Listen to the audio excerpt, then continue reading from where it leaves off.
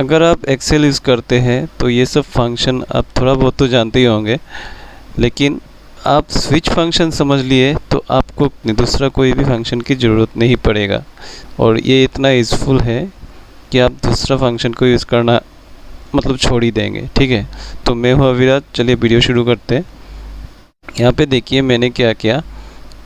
अगर ये सब सेल्समैन को उसका सेल अगर 500 से ज़्यादा है तो उसको 3% का बोनस मिलेगा, और अगर उसको 1000 रुपीज़ का कुछ सेल किया है या 1000 से ज़्यादा कुछ किया है तो उसको 5% मिलेगा। ठीक है, बोनस मिलेगा।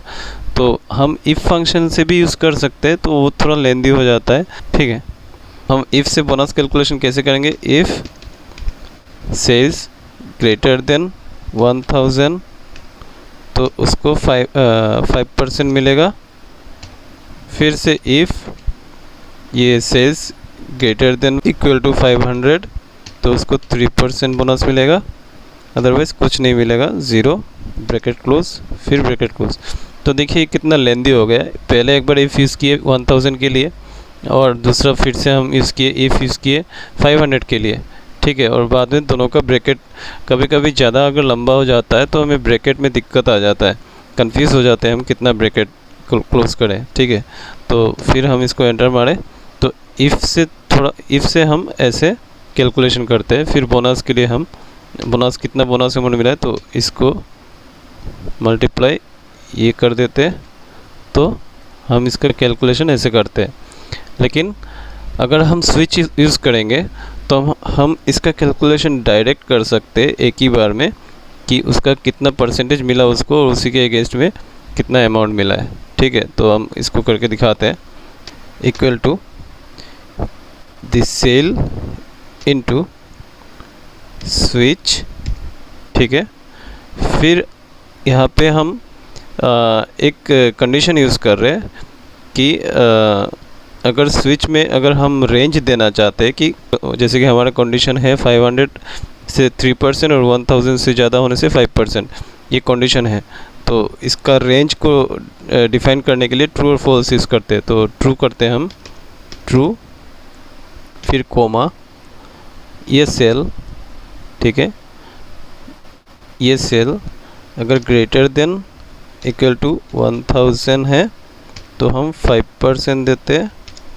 फिर कोमा, ये वाला सेल अगर ग्रेटर देन इक्वल टू 500 है तो 3% देते हैं, अदरवाइज़ ज़ीरो, ब्रैकेट क्लोज, फिर एंटर। तो देखिए इसने डायरेक्ट कैलकुलेशन कर दिया कि 5% ऑफ 1200 है उसका 60, तो यहाँ पे डायरेक्ट कैलकुलेशन हो गया 60। फिर इसको डबल क्लिक कीजिए तो देखिए आपका एज इट इज़ सबका रिजल्ट सेम आ रहा है। ठीक है, और एक चीज़ दिखाते हैं हम आपको। अगर अभी स्विच से हम और एक लेंदी कैलकुलेशन करेंगे चुटकियों में यूजिंग स्विच फंक्शन। ठीक है, कैसे करेंगे देखिए। जैसे कि अगर हमें 1000 के ऊपर 5% डिस्काउंट मिल रहा है तो 5% इंक्लूडिंग ये 1200 वैल्यू का टोटल कैलकुलेशन क्या होगा ये दिखाऊंगा। और अगर 500 से ज़्यादा मतलब 500 से लेके 1000 के अंदर अगर उसका वैल्यू है तो उसको 3% का डिस्काउंट देंगे। ठीक है, तो वो डिस्काउंट कैलकुलेशन कैसे कर देंगे। जैसे इक्वल टू ये सिलेक्ट किए तो डिस्काउंट का अगर आपको कैलकुलेशन आता है तो देखिए ऐसे है।